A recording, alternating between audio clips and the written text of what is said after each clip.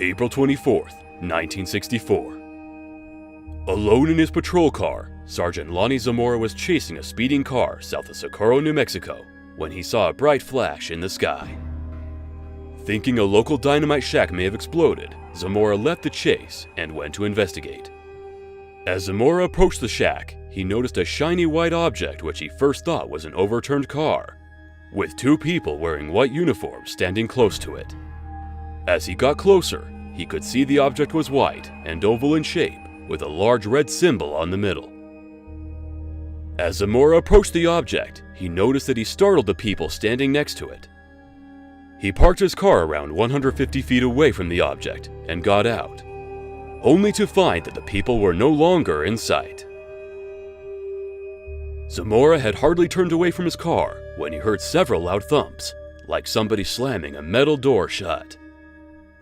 He then heard a deafening roar, and the object began to lift off the ground, shooting a large flame from its underside.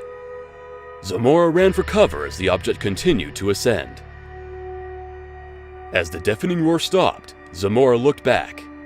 He watched the object fly at around 15 feet off the ground, clearing the dynamite shack by only a few feet. Zamora ran back to his car and radioed for backup as he watched the object fly away, swiftly but silently. Zamora inspected the area and was soon joined by his friend and colleague, Sergeant Chavez.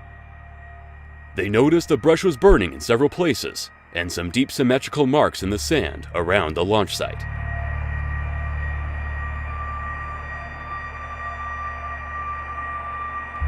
Several independent witnesses reported either an egg-shaped craft or a bluish flame at roughly the same time and in the same area, some of them within minutes of Zamora's encounter, before word of it had spread. Two tourists who were approaching Socorro in their car from the southwest, less than a mile from the landing site, apparently witnessed either the landing or takeoff, and reported seeing the flame and brownish dust being kicked up. Their story was reported in the Dubuque, Iowa Telegraph-Herald a few days later. The evening of the encounter, members of the Army and FBI went to the scene.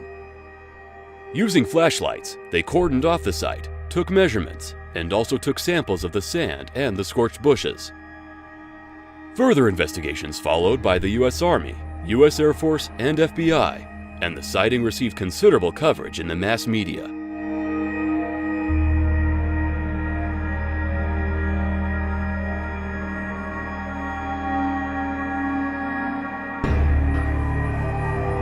After extensive investigation, the Air Force's Project Blue Book was unable to come up with a conventional explanation and listed the case as an unknown.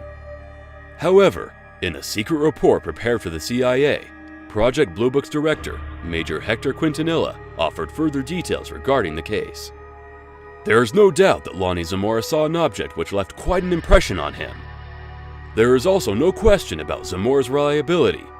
He is a serious police officer, a pillar of his church, and a man well versed in recognizing airborne vehicles in his area. He is puzzled by what he saw, and frankly, so are we. This is the best documented case on record, and still we have been unable, in spite of thorough investigation, to find the vehicle or other stimulus that scared Zamora to the point of panic. The event and its body of evidence is sometimes deemed one of the best documented, yet most perplexing UFO reports. It was one of the cases that helped persuade astronomer J. Allen Hynek, one of the primary investigators for the Air Force, that some UFO reports represented an intriguing mystery. And for the remainder of his time with Project Blue Book, he would openly criticize the Air Force's biased approach to UFO research. Unfortunately, only 6 years after the Lonnie Zamora incident, the Air Force closed Project Blue Book, stating that no UFO reported, investigated, and evaluated by the Air Force was ever an indication of threat to our national security, leaving this and many other UFO cases unexplained.